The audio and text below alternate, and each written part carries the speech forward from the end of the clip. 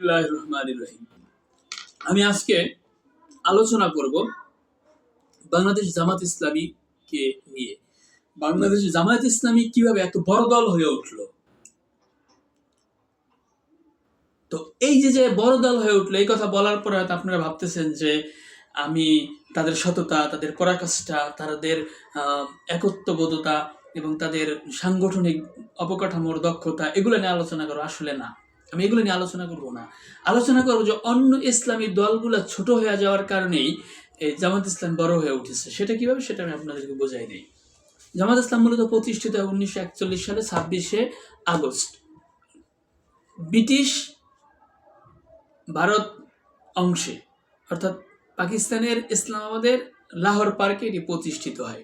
প্রতিষ্ঠাতা ছিলেন জনাব সৈয়দ আবুল আলা মওদুদী রহমতুল্লাহ আলী, যিনি দার্শনিক, লেখক, গবেষক, তাফসিরকারক। হ্যাঁ, তিনি এই সংগঠনটাকে 1928 সালে মিশরে প্রতিষ্ঠিত সৈয়দ হাসানুল বান্না রহমতুল্লাহ আলাইহের দর্শনকে গ্রহণ করে সেই অনুযায়ী তিনি এই জামাতের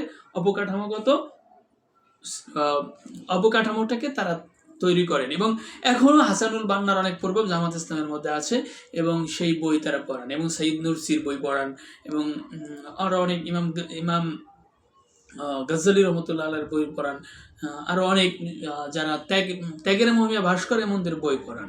তো এই যে বাংলাদেশ অংশে, অর্থাৎ পাকিস্তান যখন বাংলাদেশ থেকে কাজ শুরু করলো, বাংলাদেশ অংশে কাজ শুরু হয় মূলত 80-এর দশক থেকে। কারণ স্বাধীনতা যুদ্ধের ব্যাপারে নমনীয় থাকার কারণে এই দলটা নিষিদ্ধ হয়।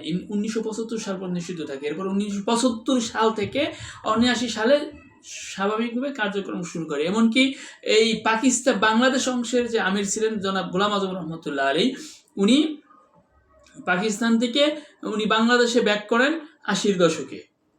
তো আপনারা বুঝতেই পারছেন যে এই 80-এর দশকে থেকে তাদের কার্যক্রম আবার নতুন করে বাংলাদেশ অংশে ভালো করে শুরু হয়। এখন আপনি দেখেন, তো অন্য দল, ইসলামী দলগুলো কেন ছোট হয়ে গেল সেগুলো আমি বোঝাই। আপনি মনে করেন যে আপনার যদি একটা বাড়ি থাকে বা আপনার যদি 10 বিঘা জমি থাকে আর সেই জমিগুলা যদি নদীতে ভেঙে যায়, অথবা আপনার 5টা ভাই যদি থাকেন, আপনার বাবার 10 বিঘা জমি থাকে, সেই 5 ভাইয়ের মধ্যে ভাগ হলে অটোমেটিকলি দল ছোট হয়ে যায়। তখন ধরেন একজনের 4 বিঘা জমি আছে, তার বাবার সে একমাত্র ছেলে, আর আপনার বাবার 10 বিঘা জমি আছে কিন্তু আপনারা 5 ভাই, অটোমেটিকলি একটা পর্যায়ে উনি 4 বিঘা জমির মালিক হয়ে যাবে, আপনি 2 বিঘা জমির মালিক হয়ে যাবেন। এরকম একটা ঘটনায় কিন্তু ঘটতেছে। আপনি দেখেন, বাংলাদেশ খেলাফত মজলিস 1989 সালের 8ই ডিসেম্বর প্রতিষ্ঠিত হয়। বাংলাদেশ খেলাফত আন্দোলন 1981 সালের 29শে নভেম্বর প্রতিষ্ঠিত হয়। আচ্ছা আসেন, বাংলাদেশ খেলাফত আন্দোলন 1989 সালের 8ই ডিসেম্বর প্রতিষ্ঠিত হয়। বাংলাদেশ খেলাফত আন্দোলন 1981 সালের 29শে নভেম্বর প্রতিষ্ঠিত হয়। ইসলামী আন্দোলন 1987 সালে প্রতিষ্ঠিত হয় 13ই মার্চ। তাহলে ইসলামী আন্দোলন বাংলাদেশ পূর্ণাঙ্গ কার্যক্রম শুরু করে হলো 1991 সালে এবং 1991 সাল থেকে পূর্ণাঙ্গ যাত্রা শুরু করে আপনি খেয়াল করে দেখেন যে 2001 সালে ইসলামী ঐক্যজোট নামে 6 দলের, ওর মধ্যে ইসলামী মোর্চা ছিল, 6 দলের একটা গ্রুপ শাইখুল হাদিস আল্লামা আজিজুল হক রহমতুল্লাহ আলাইহির নেতৃত্বে 4 দলীয় ঐক্যজোটে অংশগ্রহণ করে। ওই সময়েই কিন্তু মূলত জামাতের ফুলফিল উত্থান ঘটে, তারা সক্ষমতার পরিচয় দেয় যখন আমাদের ইসলামী দলগুলো ব্যর্থ হয়। মুফতি আমিনী রহমতুল্লাহ আলাইহি এবং শাইখুল হাদিস আল্লামা আজিজুল হক রহমতুল্লাহ আলাইহির নেতৃত্বে 4 দলীয় ঐক্যজোটের একটা অংশ হিসাবে শাইখুল হাদিস আর আল্লামা আজিজুল হক রহমতুল্লাহ আলাইহি এবং মুফতি ফজলুল হক আমিনী রহমতুল্লাহ আলাইহি একটা অংশ হয়ে ওঠে এবং মুফতি আমিনী রহমতুল্লাহ ব্রাহ্মণবাড়িয়ায় এমপি হন। আসেন, আসলে কি হয়, এই সময়ে 2 জন মন্ত্রী হয় জামাতের, যাদের সফলতার কার্যক্রম কিন্তু এখন আলোচনা করে কর্নেল অলি বলেন, মেজর আখতারুজ্জামান বলেন, ওই সময় তারা 2 জনের প্রমাণ দিছে।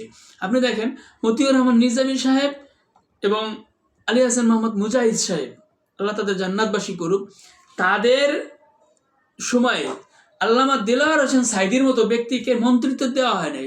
ওভার পপুলেট, আবার মানে তার যে একটা জনপ্রিয়তা, এটা তো সারা বাংলাদেশ ব্যাপী ছিল, কিন্তু তাকে মন্ত্রিত্ব দেওয়া হয় নাই। এই কারণে কিন্তু সে কোনো আন্দোলন করে নাই। ঠিক এই সময়টাই কিন্তু আপনি মুফতি আমিনী রহমতুল্লাহ আলাই, শাইখুল হাদিস রহমতুল্লাহ আলাইয়ের সাথে মানসিক দ্বন্দ্বের কারণে তারা কিন্তু আলাদা হয়ে যায়, দুইটা গ্রুপ হয়ে যায়।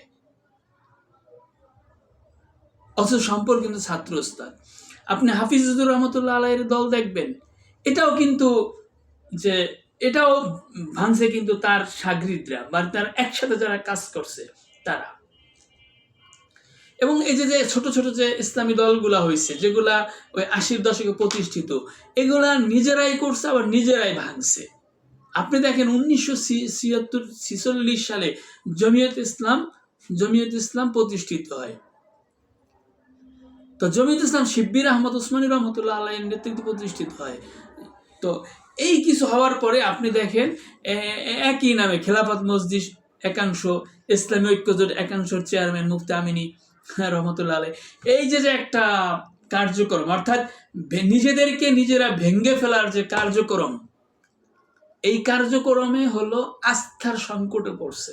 যে কারণে জামাত নিজেদেরকে সবসময় নির্লোভ, লোভ প্রত্যেক মানুষের মধ্যে আছে। আপনি দেখেন আবু আলী হাসান মোহাম্মদ মুজাহিদ রহমতুল্লাহ আলাই এবং মাওলানা মতিউর রহমান নিজামী রহমতুল্লাহ আলাই, এই দুইজন ব্যক্তির মন্ত্রিত্বে কোনো কিন্তু দুর্নীতি নাই।